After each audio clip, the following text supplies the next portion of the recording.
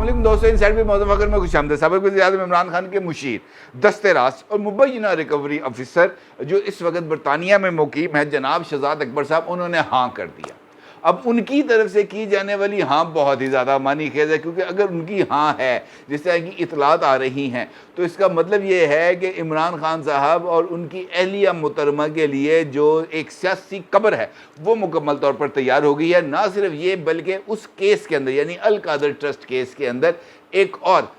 इमरान खान साहब के दोस्त और इमरान खान साहब के फनांसर इमरान खान की अब तक की हाल मुकीम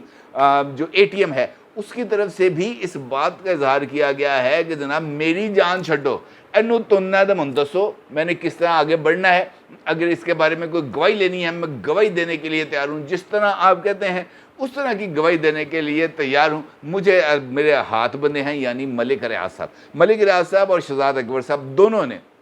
अल कादर ट्रस्ट केस के अंदर जो हाथ अपने खड़े कर दिए हैं और उन्होंने गवाही देने का जो है वो फैसला कर दिया है। इसके साथ साथ एक और इम्पॉर्टेंट डेवलपमेंट आई है सामने। ये इमरान खान साहब की बहनें अलीमा खान साहिबा और उज़मा खान साहिबा, ये दोनों बहनें उनके जो औलादें हैं, यानी इमरान खान साहब के भांजे हसन न्याज़ी साहब, मुराद सईद साहब, अली अमीन गंडापुर, फवाद चौधरी और दीगर, ये तमाम शख्सियात ऐसी हैं जो 9 मई के वाक़यात में मुलव्वस थीं। और आज लाहौर की इंसदाद की दहशतगर्दी की अदालत ने इन तमाम शख्सियात के खिलाफ, जिनमें इमरान खान साहब की दोनों बहनें भी शामिल हैं, कि नाकाबिले ज़मानत वारंट गिरफ्तारी जारी कर दी हैं। यानी अब इमरान खान साहब की बहनों को और उनके औलादों को गिरफ्तार करना बहुत ही ज़्यादा हद तक मुमकिन हो गया है। अब इस सिचुएशन के अंदर जो डेवलपमेंट्स हैं वो बहुत ही ज़्यादा तेज़ी के साथ होती चली जा रही हैं। और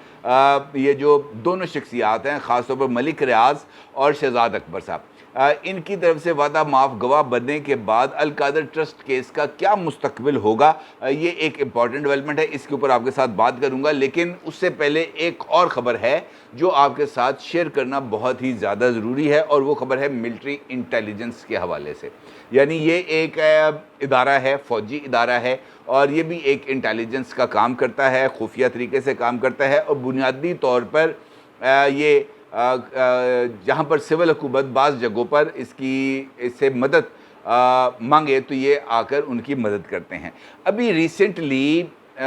एक केस सामने आया था, और इमरान खान साहब के दौर का है ये केस, जहाँ पर 3 अरब डॉलर यानी $3 बिलियन 600 अफराद को तकसीम किए गए थे ज़ीरो मार्कअप के ऊपर। और उनमें से जिन तमाम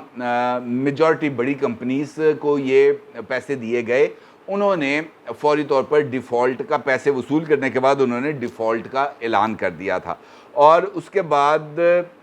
जो सिचुएशन है वो ज़रा थोड़ी सी गंभीर हो जाती है कि स्टेट बैंक ऑफ पाकिस्तान भी इस मामले के ऊपर आकर हाथ खड़े कर देता है, और वो ये कहता है कि जनाब मैं इन तमाम अफराद, इन तमाम कारोबारी शख्सियात की तफसीलात देने से जो है वो मुमकिन नहीं है, और पब्लिकली इनके नाम 600 अफराद के नाम जो हैं वो शेयर नहीं किए जा सकते। और इस हवाले से जब गवर्नमेंट की तरफ से ये रिकॉर्ड मांगा जाता है कि जनाब आप रिकॉर्ड दें, तो वो रिकॉर्ड देने से भी मुनकर हो जाते हैं, और वो ये कहते हैं कि हम रिकॉर्ड नहीं देंगे। जिसके बाद जो हुकूमत है वो 4 इदारों की ये ज़िम्मेदारी लगाती है, जिनके अंदर जो है मिलिट्री इंटेलिजेंस वो भी शामिल है, कि वो इन 620 अफराद को जो 3 अरब डॉलर्स दिए थे कर्ज़ा, इसके लिए मुश्तरका तौर पर तहकीकात करे, सबूत इकट्ठे करे और वो पेश करे ताकि इनके ख़िलाफ़ कार्रवाई की जा सके। पब्लिक अकाउंट्स कमेटी ने जो नेशनल असम्बली की है, उसके इजलास में बारहा ये वाला मामला टेकअप किया गया, जिसके अंदर बार बार इस बात की इस्तदा की गई कि जनाब इन तमाम लोगों ने ख़ास तौर पर पाकिस्तान के जो नेशनल एक्सचेकर है, कौमी ख़जाना है, उसमें उससे जो ये इन्होंने अपने जेबें भरी हैं, इसकी तहकीकात होनी चाहिए। और बारहा इस बात का जिक्र किया गया, लेकिन इसके ऊपर कोई अमली इक़दाम नहीं किया गया। और फिर ये वाली ख़बरें भी सामने आ रही थी मुसलसल कि ये जो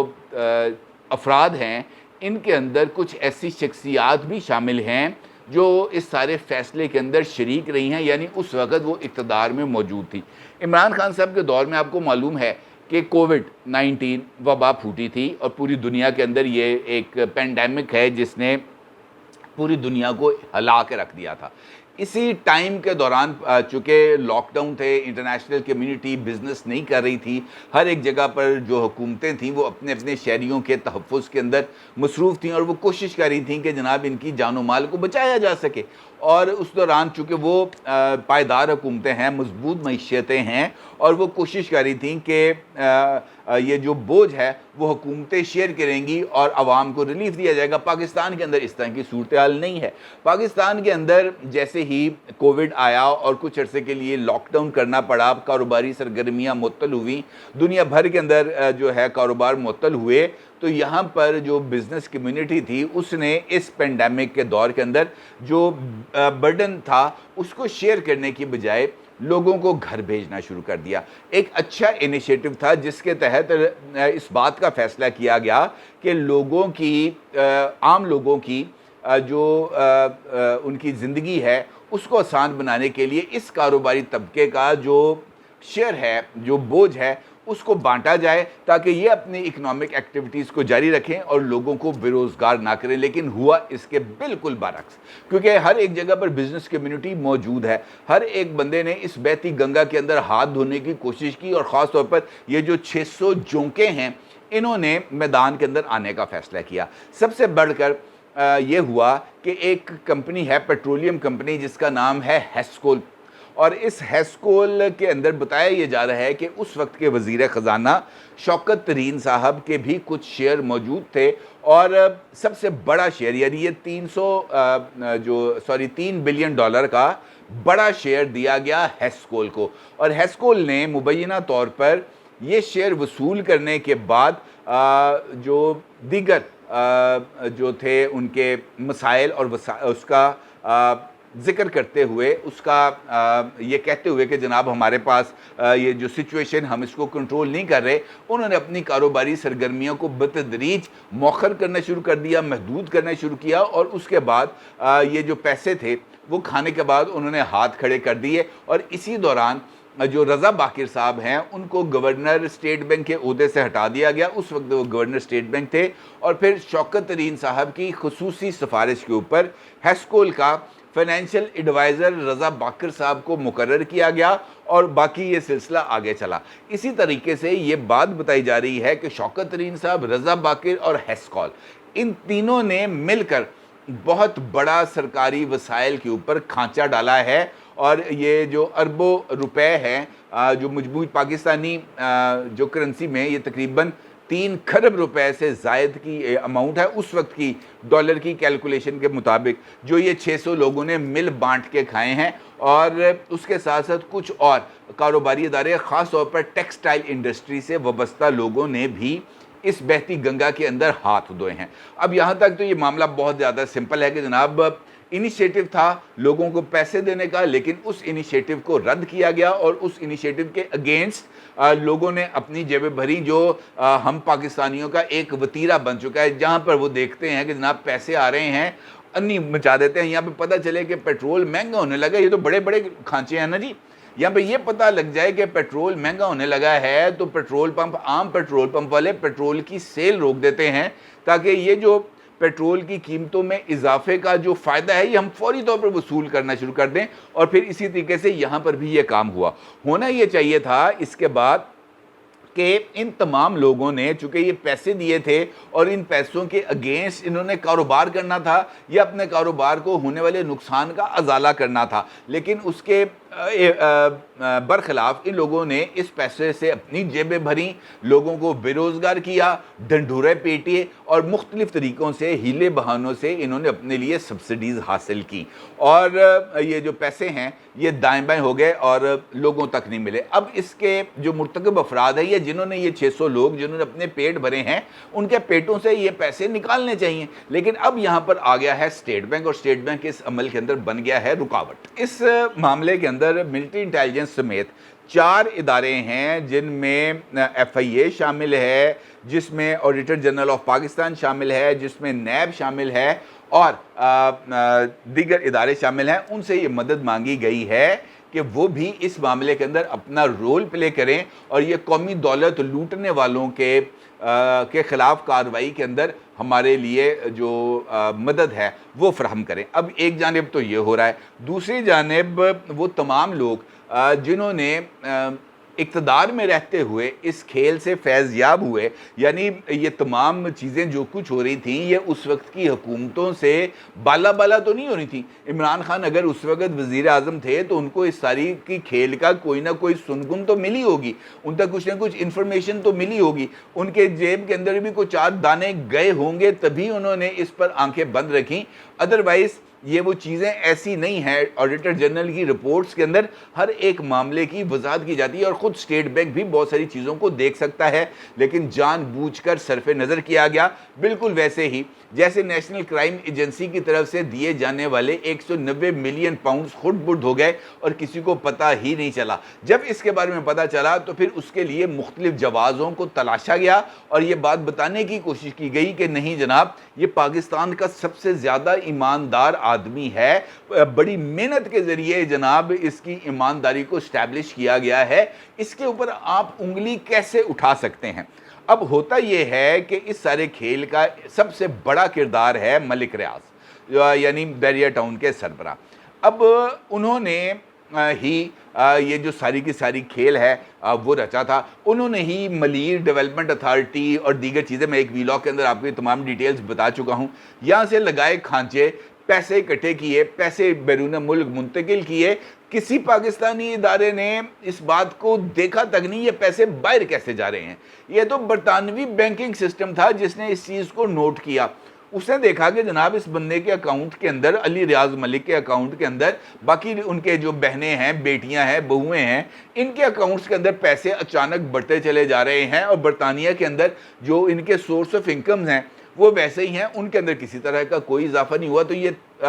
کیسے چلا معاملہ؟ پھر اس کی تحقیقات کا آغاز ہوا تو پھر پتہ چلا کہ جناب یہ ملیر ڈیولپمنٹ اتھارٹی جس کی حدود کے اندر بیریا ٹاؤن کراچی بنایا گیا تھا، یہ وہاں سے پیسے ہیں جو باہر گئے. پھر وہاں پر آؤٹ آف کورٹ سیٹلمنٹ ہوا جس کے ذریعے پاکستان کو یہ آفر کی گئی کہ جناب یہ پیسوں کی تعداد زیادہ ہے، تقریباً 500 ملین پاؤنڈز ہیں. اگر تو آپ نے پورے کے پورے پیسے لینے ہیں، 500 ملین پاؤنڈ لینے ہیں، یہ آپ کا حق ہے، یہ آپ لیں، لیکن اس کے لیے آپ کو برطانیہ میں آ کر کیس کرنا پڑے گا. اور تو انہوں نے کہا جناب یہ کیس ہم نہیں کریں گے. ان کا جناب پھر آؤٹ آف کورٹ سیٹلمنٹ کریں. 190 ملین پاؤنڈ پاکستان آ جاتے ہیں. لیکن یہاں پر آنے کے بعد جو جرمانہ ہوا ہوتا ہے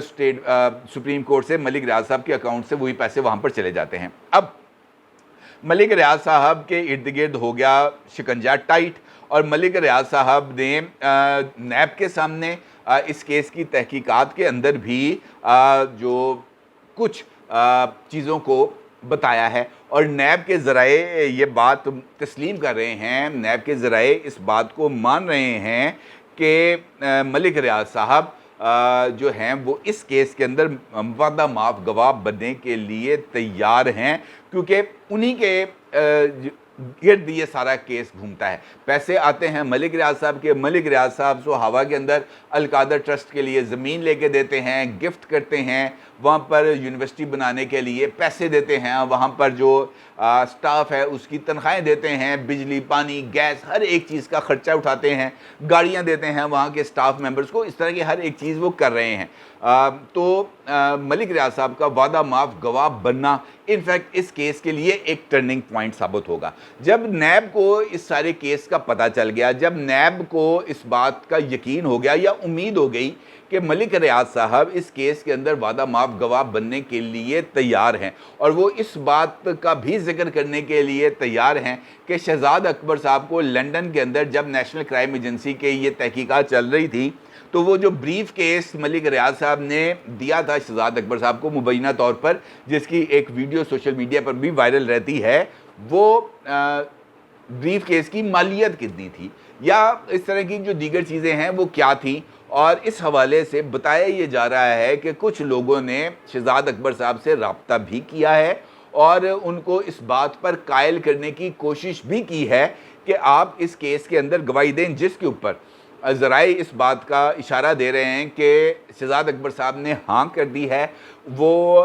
وعدہ معاف گواہ بننے کے لیے آمادہ ہیں، لیکن ان کی ایک شرط ہے، وہ یہ کہتے ہیں کہ وہ یہ گواہی دینے کے لیے پاکستان نہیں آئیں گے، کیونکہ اب وہ برطانوی شہری ہیں اور وہ جو بھی ٹیسٹمنی دیں گے، جس طرح کی بھی وہ گواہی دیں گے، وہ برطانیہ سے ہی بیٹھ کے دیں گے، برطانیہ سے ہی ویڈیو لنک کے ذریعے وہ گواہی دیں گے، پاکستان کی کسی عدالت میں پیش نہیں ہوں گے۔ اب اس نقطے کے اوپر آ کر ابھی یہ معاملہ ٹھہرا ہوا ہے، اٹکا ہوا ہے کہ ایسی صورت کے اندر پاکستان کے کورٹ آف لاء میں اس طرح کی گواہی کی کیا ویلیو ہے۔ البتہ ملک ریاض صاحب ہوں یا شہزاد اکبر صاحب ہوں، اگر یہ دونوں مل کے آ کے گواہی دینے پر آمادہ ہو جاتے ہیں، گواہی دے دیتے ہیں، تو القادر ٹرسٹ کیس میں جو بہت ساری اور بھی پوشیدہ پہلو ہیں وہ نہ صرف سامنے آ سکتے ہیں، بلکہ یہ جو ہے نا ایماندار ہوں، یہ والا بھی سارے کا سارا جو ایک عمران خان صاحب کے اوپر یہ جو ایک ایمانداری کا ٹیگ لگا ہے، اس ٹیگ کو ہٹانے میں بھی بہت زیادہ مدد مل سکتی ہے اور عمران خان صاحب کا حقیقی چہرہ جو ہے وہ لوگوں کے سامنے آ سکتا ہے اگر یہ سب کچھ ہو جائے تو۔ اپنی رائے کا ضرور اظہار کیجیے گا۔ آپ کا بہت شکریہ۔ اللہ حافظ۔